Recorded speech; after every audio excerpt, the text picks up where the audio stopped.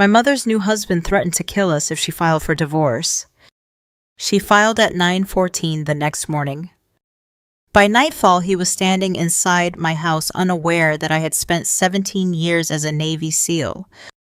I sat alone at the kitchen table beneath a single pendant light.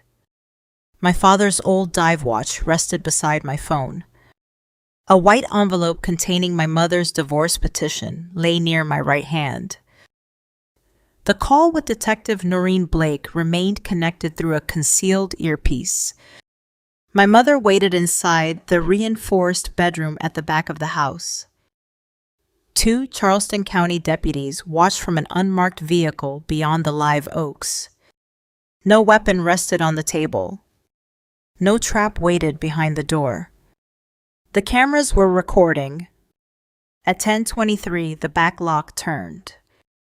Gavin Sutter entered with a key he was never supposed to possess. He wore a gray raincoat despite the warm night. A document folder protruded from beneath one arm. He closed the door quietly. Elaine. I remained seated. Stop where you are, Gavin. He turned toward the kitchen. His mouth curved into a small smile. Where's your mother?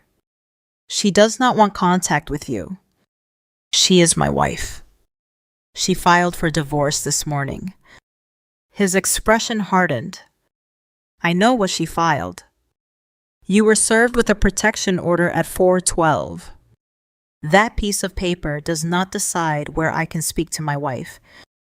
It decides whether you can enter this house. He lifted the key. She gave me access. She never gave you that key. Gavin stepped closer. You military people love procedures until family becomes inconvenient.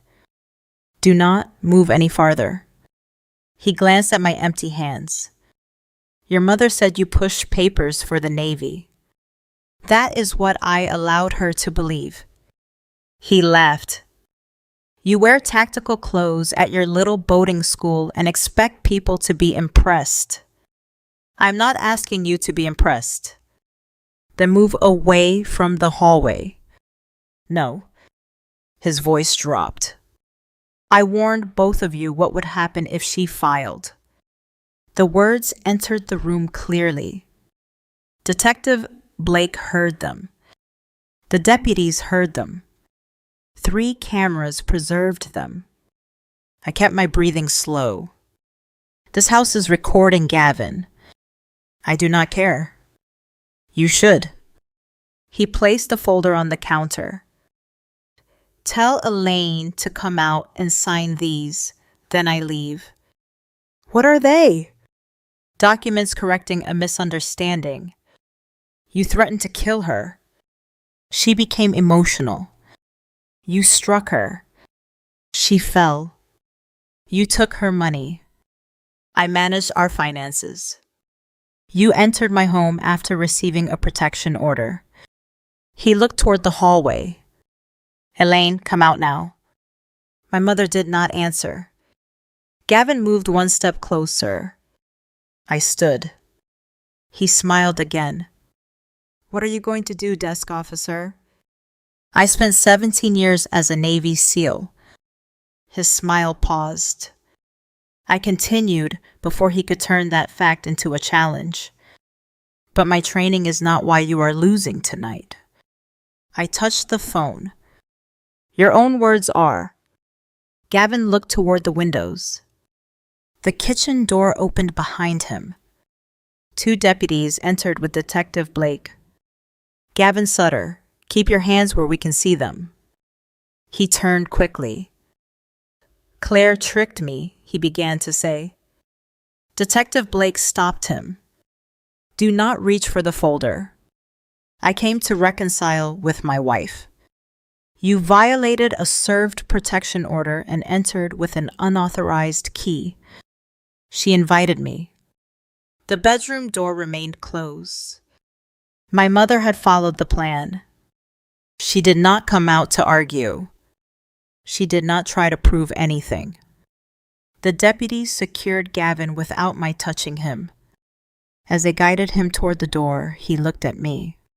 You think that uniform story scares me? I am not wearing a uniform. You destroyed your mother's marriage. No, I believed her when she told me what you did. His face changed at that. Men like Gavin often expect strength to arrive as force. They are less prepared for a witness who believes the person they trained everyone else to doubt. Detective Blake opened the folder after securing it as evidence. The first document transferred my mother's home to Sutter Coastal Protection. The second surrendered her claim to a widow's benefit account. The third changed the beneficiary of a life insurance policy worth $2,600,000. The final page declared that my mother had fabricated domestic violence allegations under pressure from me. Every page had a blank signature line waiting for Elaine. Gavin had not entered my house to reconcile. He had come to finish a theft before my mother escaped his control. The story had begun 18 months earlier. My mother met Gavin at a support group for widows and widowers. My father had been gone almost 20 years, but grief does not always leave when people stop sending casseroles. Gavin listened when she spoke. He repaired a broken porch rail. He drove her to a medical appointment after her car battery failed.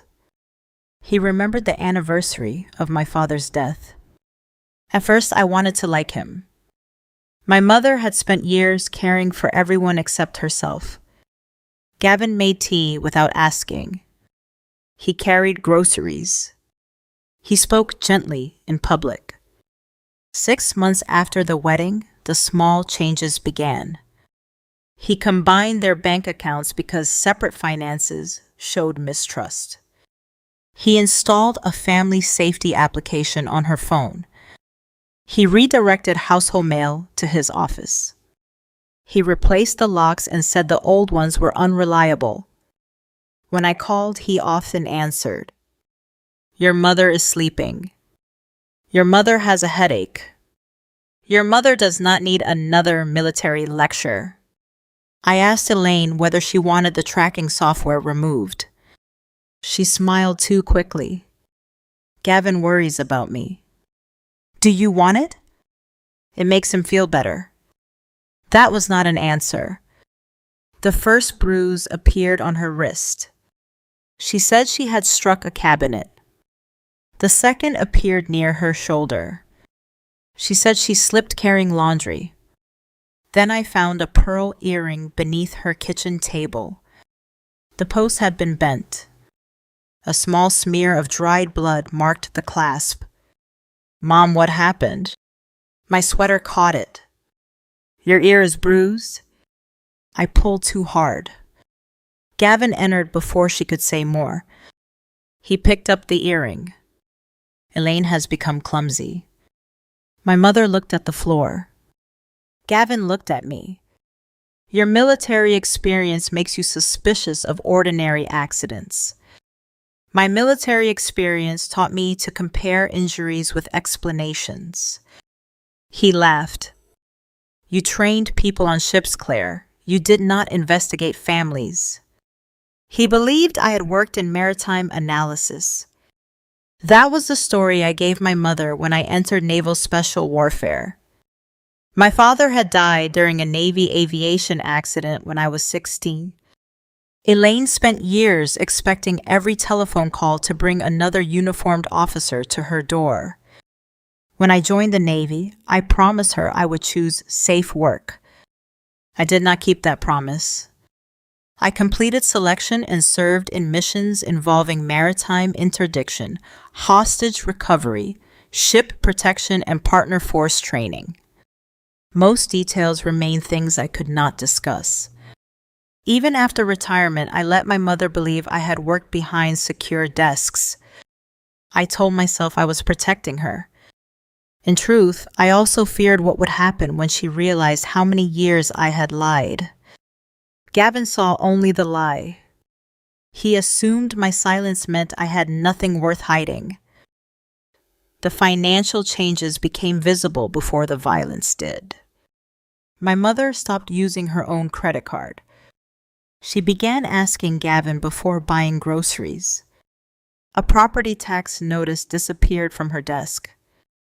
Then a bank letter arrived while Gavin was traveling. It confirmed a new mortgage against the house. The balance was $1,850,000. My mother had never approved it. She confronted him that evening. He struck her hard enough to break the other pearl earring.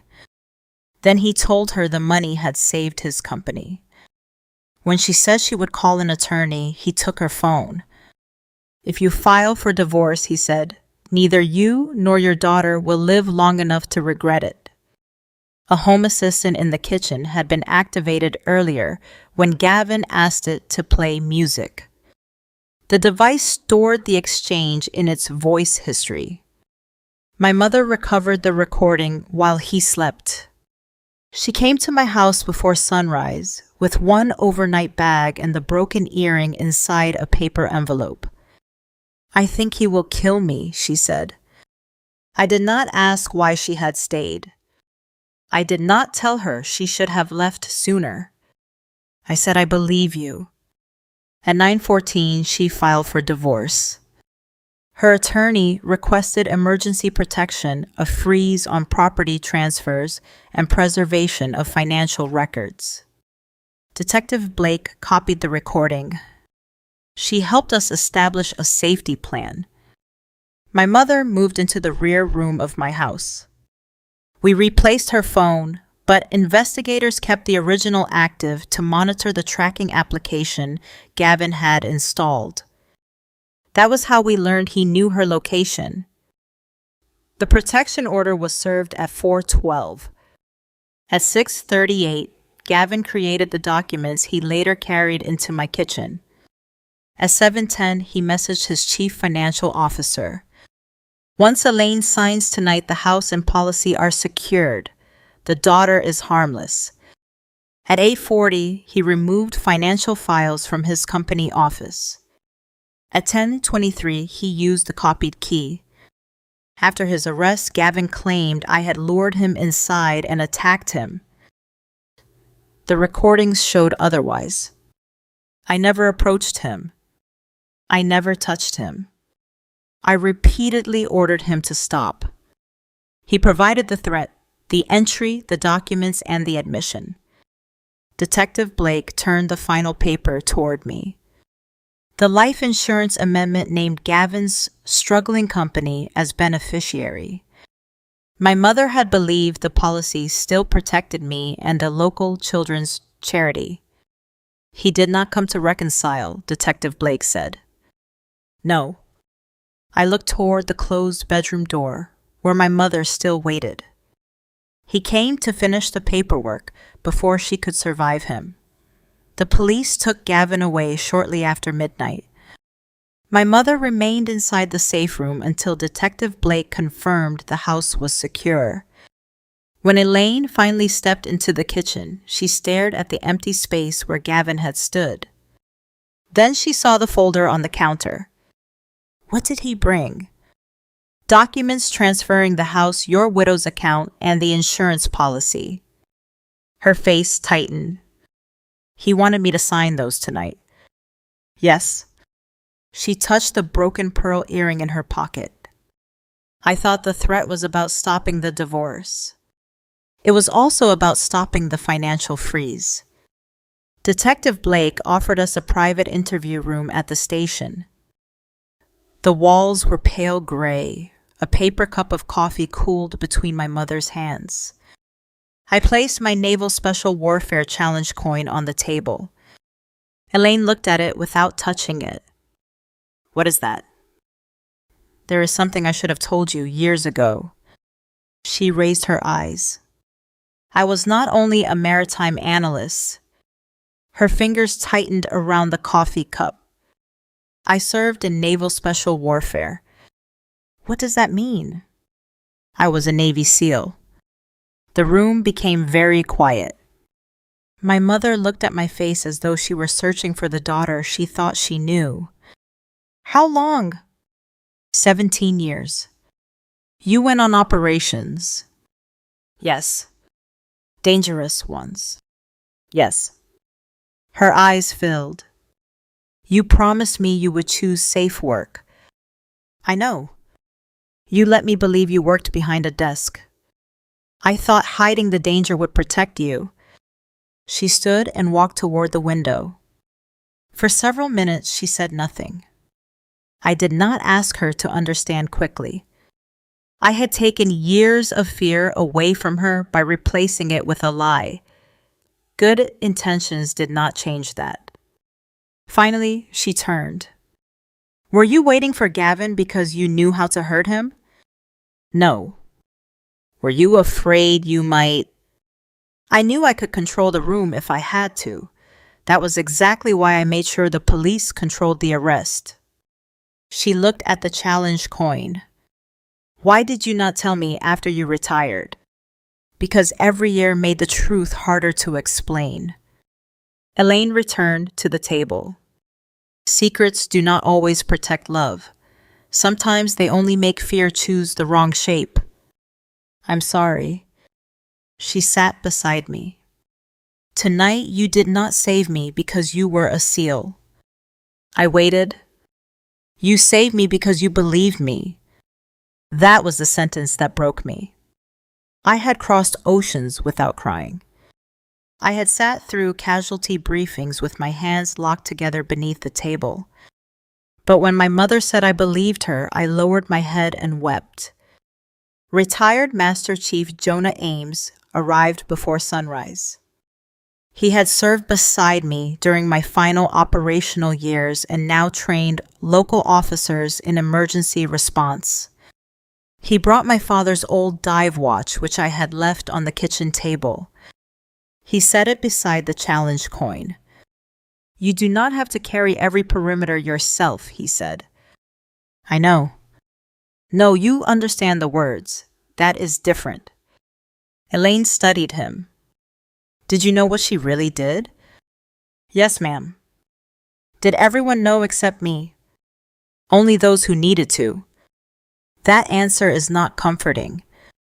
No, ma'am. Jonah accepted the correction without defending me. That helped more than loyalty would have. The investigation widened over the following week. The copied house key was traced to a locksmith Gavin used for his security company. He had labeled the request as an emergency replacement authorized by Elaine. The authorization signature was false. The power of attorney carried another copied signature. Investigators found its source on a joint tax return. Elaine had signed one page.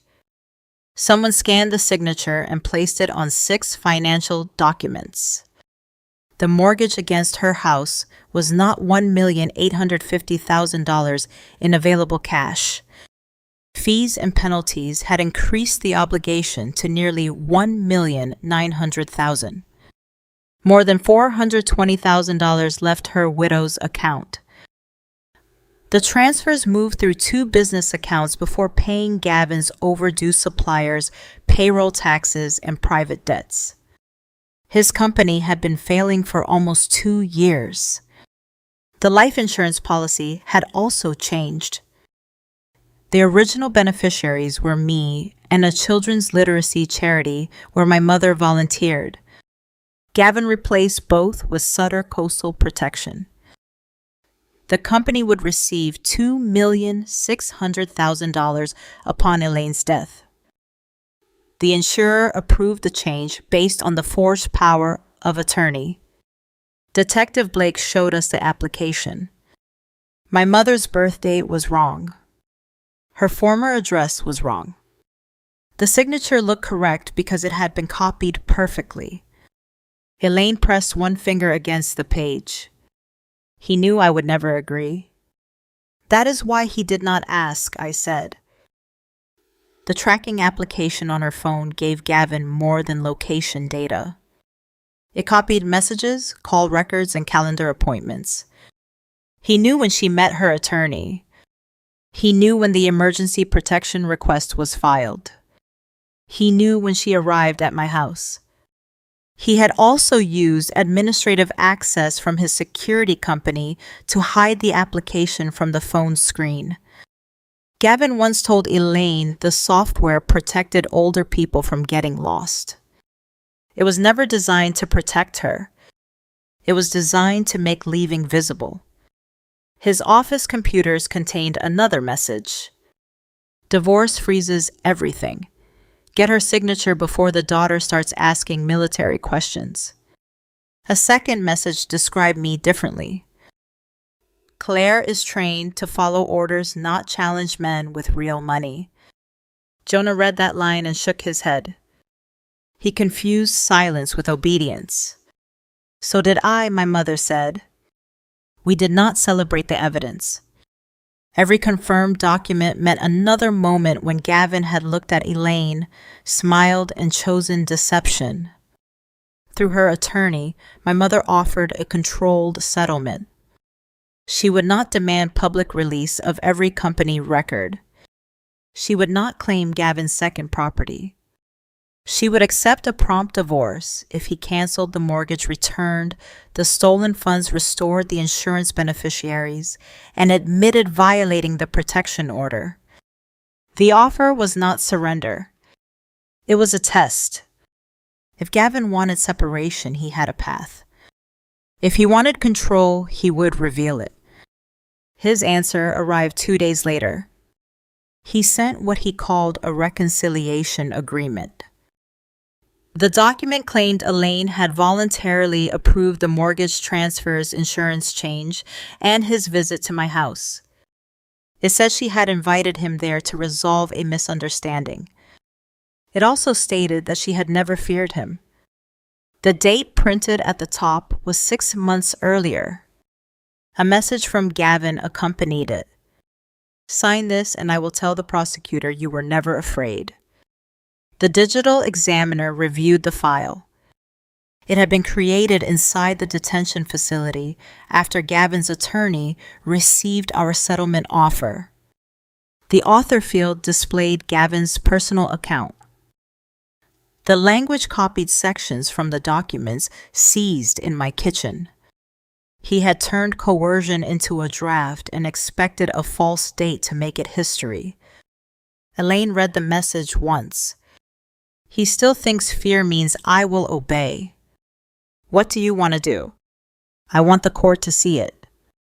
Before the next hearing, Detective Blake escorted us to Elaine's house to collect personal belongings.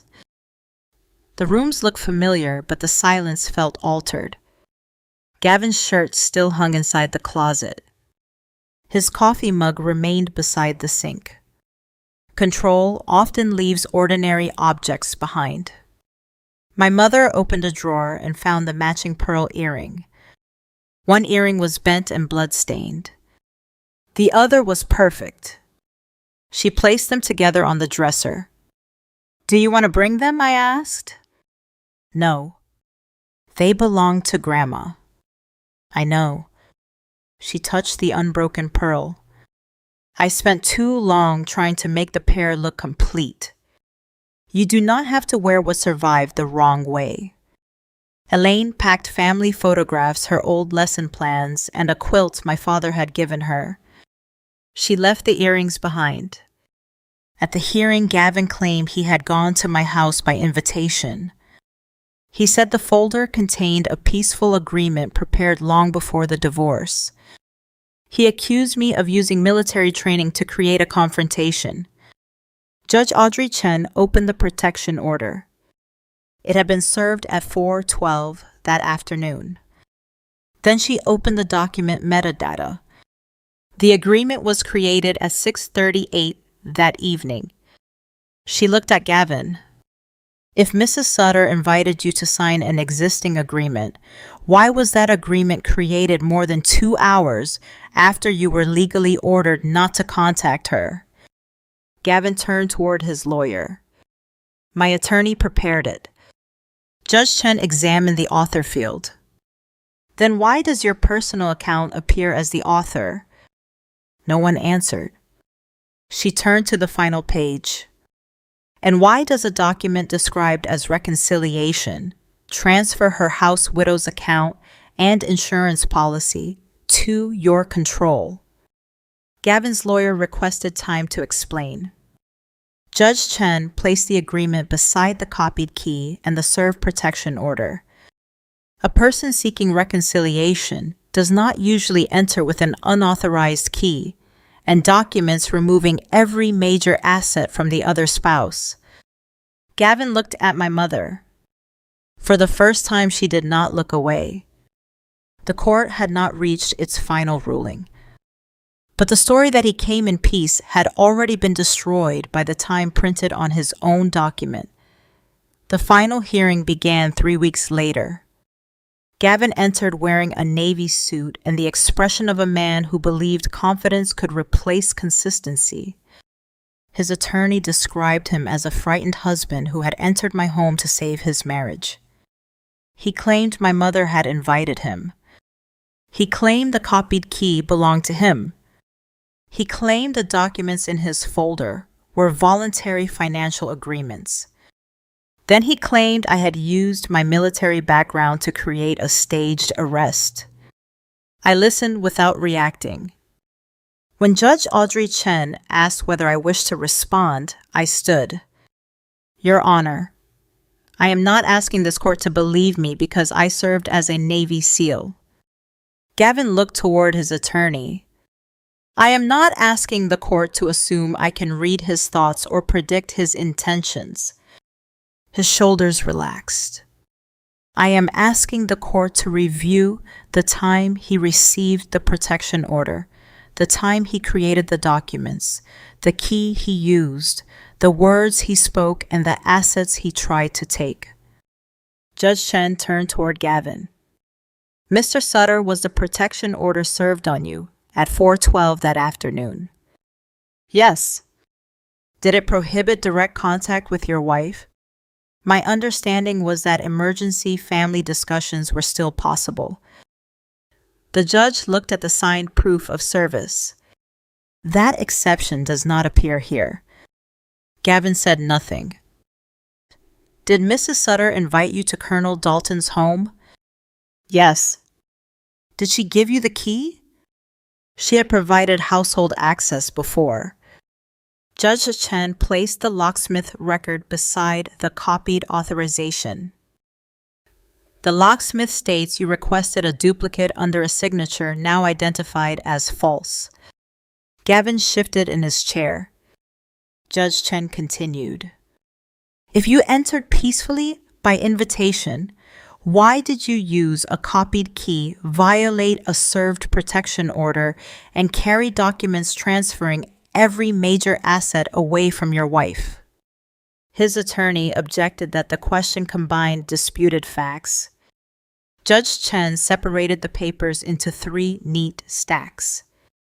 Then we will examine them one at a time. The courtroom clock moved loudly above the rear doors. Detective Blake placed the physical evidence on the presentation table. The broken pearl earring came first. Then the divorce petition, the protection order, the copied key, my mother's original phone, the memory card from my cameras, the forged power of attorney, the mortgage documents, the widow's account statements, the life insurance amendment, the property transfer papers Gavin carried into my house. Finally, she placed the backdated reconciliation agreement beside them. The prosecutor played the kitchen recording from my mother's house. Gavin's voice filled the courtroom. If you file for divorce, neither you nor your daughter will live long enough to regret it. My mother sat beside her attorney with both hands folded. She did not look at Gavin. The prosecutor played the footage from my kitchen. I appeared beneath the pendant light. Gavin entered through the back door. He ignored my warning. He repeated that he had told us what would happen if Elaine filed. He demanded that she come out and sign the documents. The video showed me remain several feet away. My hands stayed visible. I did not strike him, touch him, or move toward him. Detective Blake testified that officers entered only after Gavin violated the order, repeated the threat, and advanced toward the hallway. Gavin's attorney asked whether my training had created an intimidating environment. Detective Blake answered Colonel Dalton informed him that police were present and that the house was recording. She repeatedly ordered him to stop. Could her military history have frightened him? He entered after threatening to kill both women. The attorney returned to his seat. A digital examiner authenticated the tracking application hidden on my mother's phone. Gavin had used it to view her location, messages, calls, and appointments. He saw the meeting with her divorce attorney. He saw her arrival at my home. He saw the filing time. The examiner also confirmed the transfer documents had been created after Gavin received the protection order. The reconciliation agreement was written inside detention after our settlement proposal reached his attorney. Its printed date was 6 months false. Judge Chen looked at Gavin. Why did you create a document stating your wife invited you before she supposedly extended that invitation? I was trying to record what we had already discussed. Where did that discussion occur? At home. When? I cannot recall the exact day. The prosecutor opened the location history. My mother had spent the date printed on the document at a teachers' conference in Columbia. Gavin had been in Charleston. They had not occupied the same city. The bank officer testified next. Elaine never appeared to approve the mortgage. No video verification existed. No independent notary met her. The bank relied upon the forged power of attorney submitted through Gavin's business office. The signature on that document came from a scanned tax return. The mortgage placed almost $1,900,000 against my mother's home. More than $420,000 left her widow's account. The money moved into Gavin's company and paid overdue taxes, suppliers, and private debt. The insurance representative confirmed the beneficiary change. My mother's original policy protected me and a literacy charity. The forged amendment named Sutter Coastal Protection as sole beneficiary for $2,600,000. Gavin's attorney asked whether business ownership could provide a legitimate family purpose. The representative answered, not without the policyholder's informed consent. My mother testified last. Her voice trembled at first. Judge Chen told her to take her time. Did you approve the mortgage? No. Did you transfer your widow's funds? No. Did you change your insurance beneficiary? No. Did you invite Gavin to Claire's house? No. Why did you file for divorce? Because he hit me, controlled my money, watched my phone, and threatened to kill us. Gavin leaned toward his attorney. Then he spoke loud enough for the microphone to catch him. She was confused and frightened because Claire filled her head with military ideas. My mother looked at him. I was frightened before Claire knew anything. Rear Admiral Kelsey Morrow appeared only to clarify my service record. She confirmed I had served in naval special warfare for 17 years.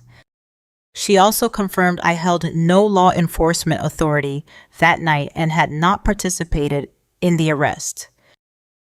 The prosecutor asked what my operational training required in a controlled civilian situation. Restraint, preservation of evidence, clear communication, and reliance on the lawful authority present. I looked at my father's dive watch on the table before me. My training had taught me how quickly force could destroy a clean account of what happened. That night, the strongest decision I made was refusing to give Gavin a struggle he could later rename. The prosecutor read Gavin's email to his chief financial officer. Once Elaine signs tonight, the house and policy are secured. The daughter is harmless. Gavin blamed the chief financial officer. The officer produced the instructions Gavin sent. Gavin blamed the bank. The bank produced the false authorization from his office. He blamed the insurer. The insurer produced the forged power of attorney. He blamed me for provoking him. The camera showed me giving the same calm warning repeatedly. Then he turned toward my mother. None of this would have happened if you had obeyed me. His attorney closed his eyes. Judge Chen leaned forward. Did you just describe your wife's refusal to surrender her property as disobedience? Gavin realized what he had said. He reached for his water glass but stopped before touching it. No, I meant she refused to communicate. You threatened her, monitored her location, forged her signature, entered a protected residence, and demanded control of her assets. The judge looked at the evidence table. Which part of that conduct was reconciliation? Gavin had no answer. I did not feel satisfaction. I watched my mother breathe through the moment she had once believed would destroy her. The strength in the courtroom did not come from my service record.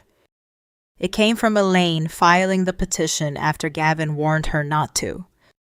Judge Chen issued a long-term protection order covering my mother, me, and both residences. Gavin remained detained for the threats, unlawful entry coercion, and violation of the emergency order. The court referred the financial evidence for investigation, involving forgery, mortgage fraud, theft, insurance fraud, unlawful tracking, and backdated documents. The mortgage was frozen. Remaining funds were protected. The insurance beneficiary change was reversed. Gavin lost every authority to act for my mother. His security company lost its operating license after investigators confirmed he used customer software to track Elaine. Employees uninvolved in the fraud were permitted to cooperate and transfer legitimate accounts. My mother completed the divorce without meeting Gavin privately again. He sent letters claiming he had acted from fear of losing her. He said I had made him feel powerless. He asked Elaine to remember the good months. She did not answer. Neither did I. All communication remained with the attorneys. Forgiveness, if my mother ever chose it privately, would not restore contact access or trust. Age did not erase danger. Regret did not cancel a pattern. A year later, Elaine sold the house by her own decision. She bought a smaller home near the water with a narrow garden and a reading room facing east. She selected every lock herself. She kept the only keys. I placed my challenge coin and my father's dive watch inside a wooden box on her bookshelf. For the first time, I told her what I could about the teammates who had carried me home from difficult places. We stopped protecting each other with incomplete truths. Together with Jonah Detective Blake and family advocates, I established the Safe Harbor Evidence Project. We taught older women and military families how to preserve threatening messages, recognize fraudulent powers of attorney, protect accounts, and leave safely without direct confrontation. My mother volunteered in the children's reading room. One evening, she asked me about the night Gavin entered my house. Were you truly waiting for him? Yes. Were you afraid? Yes. Then why did you look so calm? Because courage is not the absence of fear. It is refusing to let fear choose the evidence. Gavin thought my training meant I would fight him. It taught me when not to. I did not wait in darkness with revenge. I waited in the light with witnesses. A threat becomes power when it stays hidden, and evidence when it is preserved. My mother did not leave because she stopped being afraid. She left because fear stopped making her decisions. He called obedience love and ownership protection. Being a Navy SEAL helped me recognize danger. Believing my mother helped me stop it. The strongest person in that courtroom was not the woman with classified missions behind her. It was the woman who signed the divorce papers after being threatened not to. If someone you love tells you they are being controlled or threatened, believe them before demanding a perfect explanation.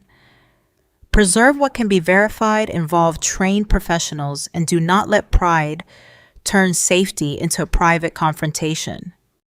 I would be honored if you shared this story with someone who needs to remember that leaving in fear is still courage. And join me again for another story about dignity, evidence, and the quiet strength that finally opens a locked door.